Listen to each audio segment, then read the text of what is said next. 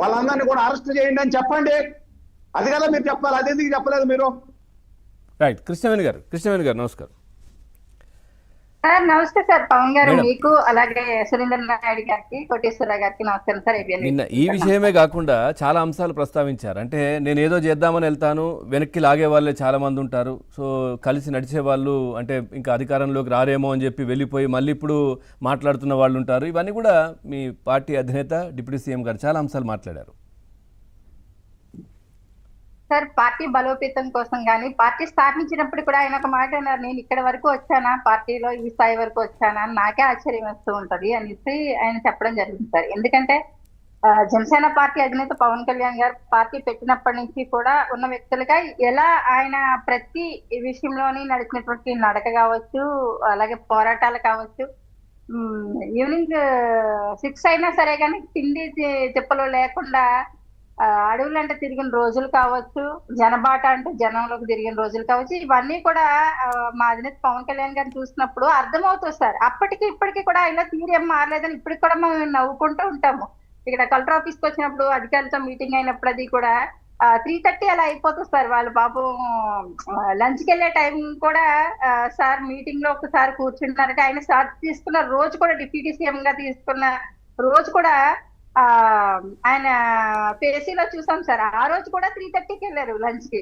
ఆ రోజు మేము అనుకున్నాం కూర్చున్నప్పుడు చాలా లేట్ అయిపోతుంది సార్, ఒక విషయం మీద ఒక అధ్యయనం చేసి ఒక అధికారులతో సమీక్ష చేస్తున్నారంటే ఖచ్చితంగా అది కొలిక్కి వచ్చే వరకు కూడా ఆయనకి ఆకలేదు, వీళ్ళకి ఆకలి వేసినా ఆయన పట్టించుకోరు అనేసి అనుకున్నాం సార్. అంటే ఒక ఈ విషయం అంతా ఎందుకు చెప్తారనంటే, అప్పుడు మా అధినేత పవన్ కళ్యాణ్ గారిని చూసాము, ఈ రోజుకి మా అధినేత పవన్ కళ్యాణ్ గారు అధికారం వచ్చిన తర్వాత కూడా చూస్తూ ఉన్నాం. అంటే మనిషిలో ఎటువంటి మార్పు లేదు, ఆయన విజన్లో ఎటువంటి మార్పు లేదు, ఆయన ప్రజలకు ఇచ్చినటువంటి ప్రామిస్ లో ఎటువంటి మార్పు లేదు. మార్పు చెందుతుంది, వస్తుంది అంతా ఎక్కడంటే సార్, అధికారం కోసం వచ్చినటువంటి నాయకులు, రాజకీయ ప్రయోజనాల కోసం వచ్చినటువంటి నాయకుల మధ్య వైషమ్యాలు వచ్చి పార్టీని ఏదో మాట్లాడాలని మాట్లాడేటువంటి వ్యక్తుల గురించి ఆలోచన తప్ప ఆయన ఎప్పుడు కూడా ఒక భగత్ సింగ్ తోనో, ఒక ఆజాద్ తోనూ, సుభాష్ చంద్రబోస్ గారితోనూ పోలుస్తూ ఉంటారు. అంటే వాళ్ళందరికీ ఏ పదవులు ఉన్నాయని దేశం కోసం పోరాటం చేశారు అనేసి అని అంటారు. అంటే డిప్యూటీ సీఎం గా ఆయనకి పదవులు ఉన్నాయి కాబట్టి ఆయన చేస్తున్నారు, లేకపోతే ఎక్కడి నుంచి చేస్తారు అనేసి అని అంటారు సార్. 10 సంవత్సరాలు అధికారంలో లేకుండానే ప్రజల కోసం పోరాటం చేసిన వ్యక్తి,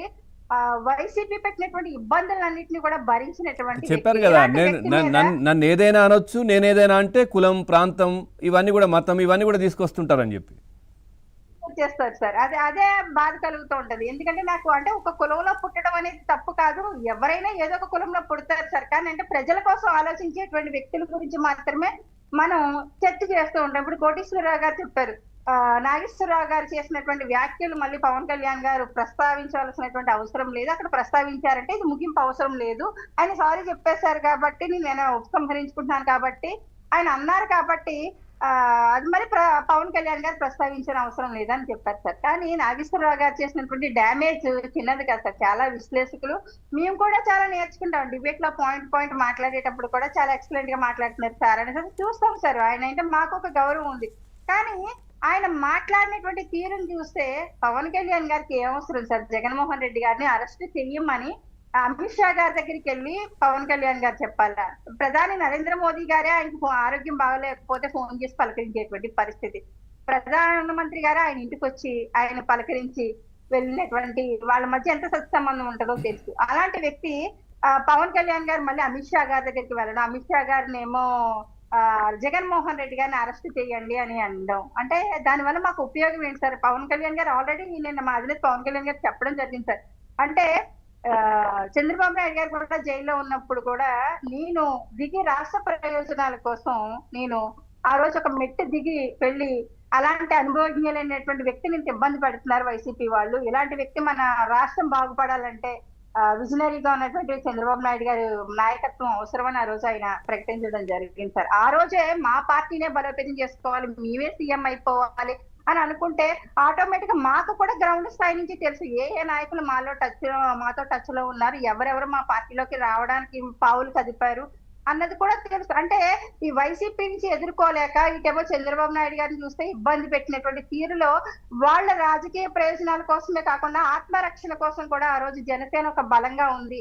అంటున్నటువంటి అంటే పేర్లు అప్రస్తుతం సార్. ఎలాంటి నాయకులు మా పార్టీలోకి రావాలని చూస్తారన్నది మాకు తెలుసు. తెలిసినా సరే కానీ ఆవేళ మా అధినేత పవన్ కళ్యాణ్ గారు తీసుకున్న నిర్ణయం ఇవాళ రాష్ట్రం ఒక సుభిక్షంగా ఉండి అభివృద్ధి దిశగా వెళ్తుంది, అడుగులేస్తుంది అంటే కనుక డబుల్ ఇంజిన్ సర్కార్తో ముందుకు దూసుకు వెళ్తుంది కూటమి, ఎన్డీఏ కూటమి ప్రభుత్వం అంటే కనుక పవన్ కళ్యాణ్ గారు తీసుకున్నటువంటి నిర్ణయం సార్. ఆ రోజు మనం చూసాం, ఇక్కడ మన ఆంధ్రప్రదేశ్ రాజకీయాలు చూసాం. ఆ రోజు దేశంలో నరేంద్ర మోదీ గారి నాయకత్వాన్ని బలపరచడానికి కూటమి ఎంపీలు ఎంత సహకరించారన్నది ఆ రోజు విషయం చూస్తే ఇక్కడ దేశ రాజకీయాల్లో కానీ రాష్ట్ర రాజకీయాల్లో కానీ పవన్ కళ్యాణ్ గారు ఒక చరిష్మాని మొత్తం దేశవ్యాప్తంగా చర్చించుకున్నటువంటి పరిస్థితి.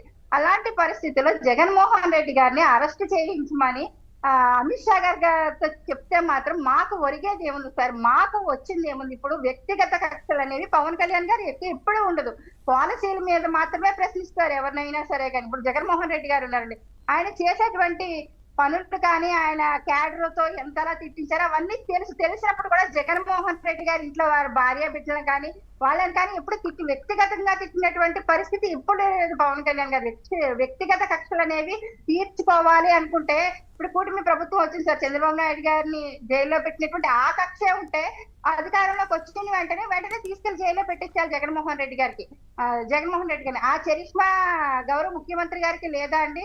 ఇప్పుడు డిప్యూటీ సీఎం గారు వెళ్ళి చెప్తేనే అక్కడ చేస్తారా పవన్ కళ్యాణ్ గారు అలాంటి విషయాలు చెప్పరు, ఎవరిని కూడా అలాంటి ప్రోత్సహించరు అన్నది మా క్యాడర్ అందరికీ తెలుసు, అలాగే ప్రజలకు కూడా తెలుసు. కాబట్టి నిన్న ఒక క్లారిటీ ఇవ్వడం జరిగింది. అంటే ప్రకాష్ రాజ్ లాంటి వ్యక్తిని చూసాం సార్, నాగేశ్వరరావు గారు ఓకే వ్యాఖ్యలు ఉపసంహరించుకున్నారు, కానీ ప్రకాష్ రాజ్ లాంటి వ్యక్తి ఏదో భావస్వేచ్ఛ ప్రకటనని హరించేసినట్టు లేకపోతే వ్యక్తిగత వాళ్ళ మాట్లాడే హక్కుని హరించేసినట్టు వాళ్ళ మీద ఏదో ఒత్తిడి పెట్టి వాళ్ళ నోళ్లు నొక్కేస్తున్నట్టు నాగేశ్వరరావు గారు మీకు మేము ఉన్నామని ఆయన ఒక స్టేట్మెంట్ ఇవ్వడం, అక్కడ గౌరవ సీఎం గారిని కావచ్చు, డిప్యూటీ సీఎం గారిని కావచ్చు, అందరినీ బీజేపీ ప్రభుత్వాన్ని కావచ్చు, అందరినీ కలిపి ఆ రోజు మాట్లాడినటువంటి నాగేశ్వరరావు గారి వ్యాఖ్యలు ఉపసంహరించుకున్న తర్వాత ప్రకాష్ రాజ్ గారి వీడియో చూడొచ్చు. అంటే ప్రకాష్ రాజ్ గారితో ఆ విషయాలు ఎవరు మాట్లాడించారు అంటే వీళ్ళు ఏదన్నా మాట్లాడేస్తారు. ఆ మాట్లాడిన దానికి నాకు అంత అవసరం ఏముందని ఒక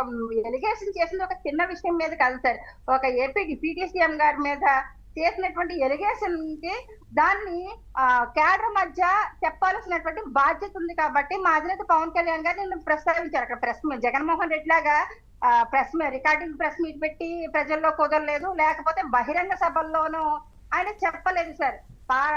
అక్కడ తూర్పుగోదావరి జిల్లాలో ఉన్నటువంటి పార్లమెంటరీ కమిటీ ఆ మీటింగ్ ఏదైతే జరిగిందో ఆ మీటింగ్ లో మాత్రమే మా అధినేత పవన్ కళ్యాణ్ గారు స్పష్టంగా క్యాడర్ కి దిశానిర్దేశం చేస్తూ నా స్వభావం అది కాదు మీకు తెలుసు కదా అని చెప్పడం జరిగింది సార్. అలాగే చాలా మంది యువత మనం అధికారంలోకి రాలేనప్పుడు మీరు చాలా పోరాటాలు చేశారు, శివంగల్లా పోరాడారని చెప్పారు సార్.